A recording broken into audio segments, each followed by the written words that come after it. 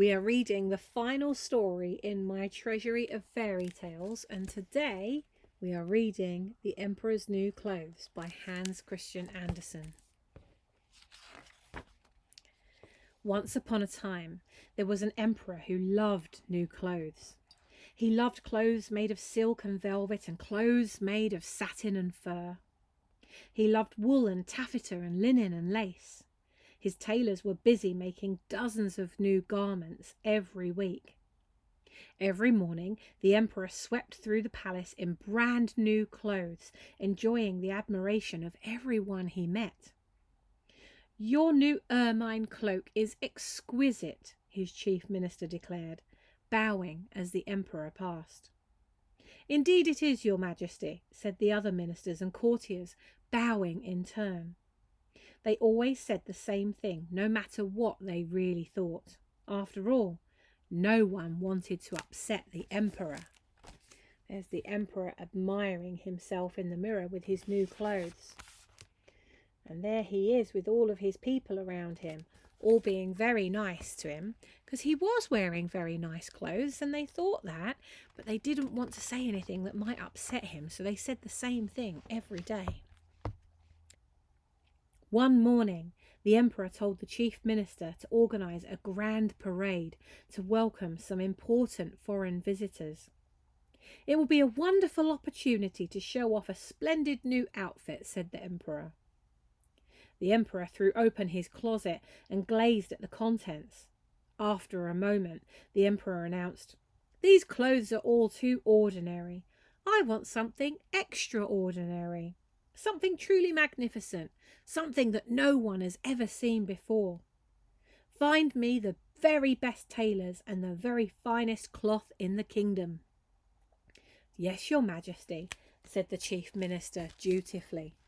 So there's his wardrobe full of all the clothes that he'd only ever worn once, but they were still too boring. He wanted something that really stood out. So he's given all of his staff a big job to do. So the chief minister drew up a decree, and messengers went out to every corner of the land. The decree was read in every market square of every town. See, his messenger is there with his scroll ready to read out, and he's sent all these messengers out with a scroll so that they could read it to every single town in all of the land. Hear ye, the messenger proclaimed.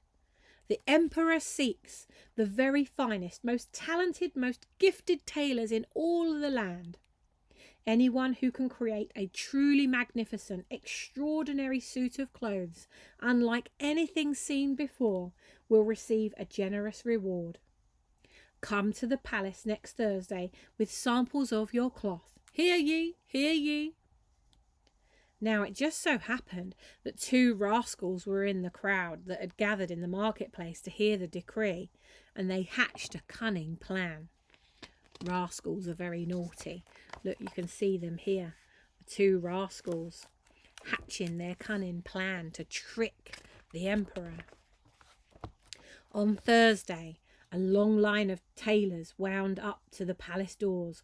All of them had brought magnificent rolls of rich fabrics in brilliant colours. Look at them all lining up, ready to show the emperor all these beautiful new materials. But at the front of the line stood two tailors who seemed to have nothing at all. "You shouldn't be here," said the chief minister. "The emperor only wishes to see tailors who have cloth to show him." "We will leave if you insist," the two tailors said.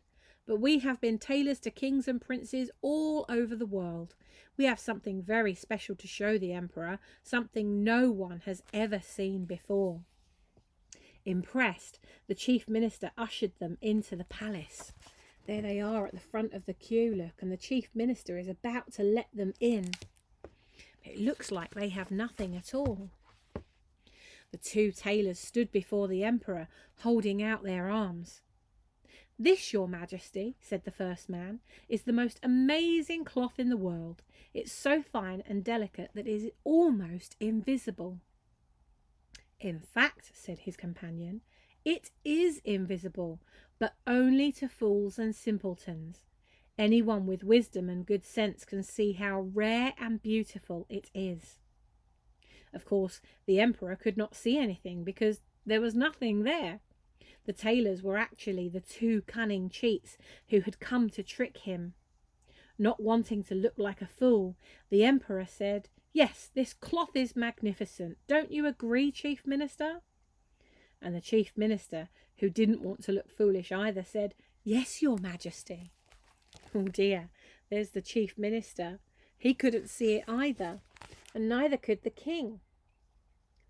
But the cheating boys had said that anyone with wisdom and good sense can see how rare and beautiful it is, so they didn't want to look silly.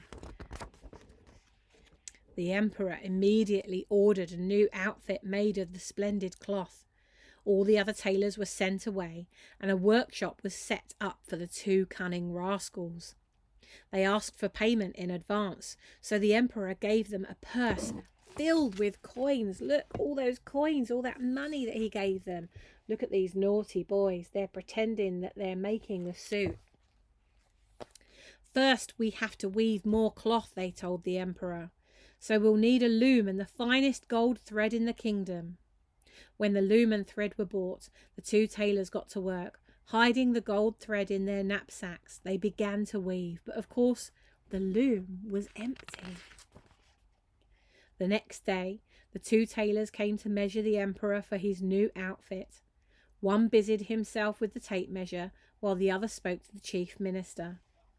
"The emperor is such a fine figure of a man," said the first tailor, "that we will need even more cloth than we thought. We must have more money and more gold thread." "Of course," said the chief minister, handing over another bulging purse. "In this suit you will look more handsome than ever before," the second tailor assured the emperor. "Your visitors will be amazed, unless, of course, they are fools and simpletons." So look, they keep giving them more money to make the emperor look even better in his new clothes.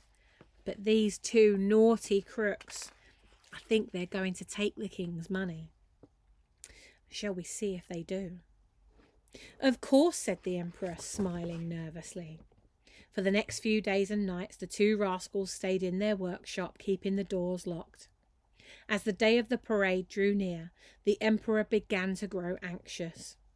"Go and see what the tailors are doing," he told his chief minister. The two cunning rascals refused to let the chief minister in. "It will spoil the surprise," they told him. "But if you give us more money, we can finish the suit sooner."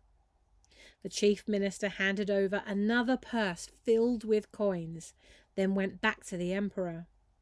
"The new suit is beautiful," he told the emperor. "I'm sure you will be pleased." All the money, they're giving him more money and more golden thread. And they keep telling lies to the emperor, but he can't see it, so he thinks that he's a fool because he said only fools won't be able to see it.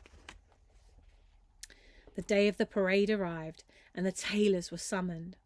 "Your new suit is ready," they told the emperor proudly. "Here it is." As the emperor undressed, the tailors pretended to hand him his new clothes, and the emperor carefully pretended to put them on. He pretended to step into the trousers, and he pretended to fasten them at the waist. He pretended to put his arm in the sleeves and the tunic, and then he pretended to button all of the buttons.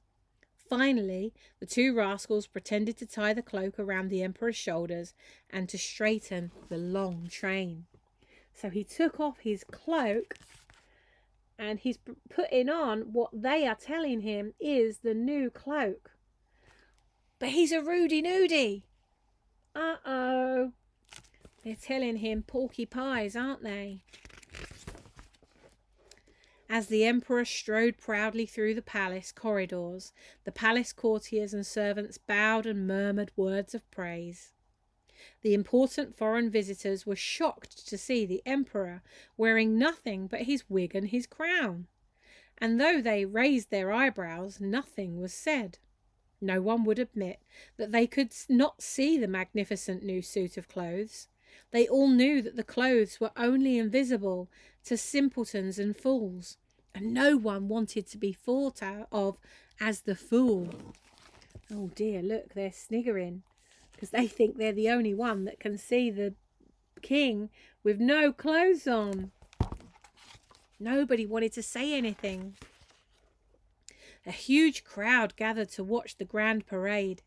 Everyone wanted to know if their friends and neighbours were simple fools who couldn't see the emperor's new clothes.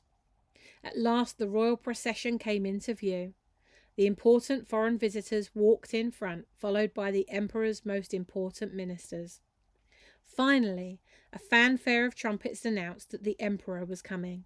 A gasp rose from the crowd, but it was quickly followed by cheers. "Look at the emperor's magnificent new clothes," people cried. "Look at the fine cloth. Look at the colours." At the back of the crowd, one little boy hopped up and down to see the emperor's magnificent new clothes. There's the little boy, and he's trying to see. You can see all of the people in the square. They're all watching the emperor come out in his new clothes. Finally, the little boy pushed his way to the front of the crowd. "The emperor has no clothes on," he cried, pointing and laughing. The crowd fell silent. Then someone called out, "The boy is right. It's true. The emperor has no clothes on." Soon everyone in the crowd was saying it. "The emperor has no clothes on. The emperor has no clothes on." The emperor knew that they were right. He blushed with embarrassment. "I didn't want anyone to think I was a fool," he thought, "but I have turned out to be the biggest fool of all." And so the emperor just kept walking stiffly, staring straight ahead. He never even saw the two cunning rascals sneak away, laughing and clutching their bags of gold. Oh dear. Look, all he was wearing was his crown. He was a Rudy Nudie and everybody could see that his bottom. The end. And that is the end of my Treasury of Fairy Tales. So look out for a brand new book coming very soon. Mwah.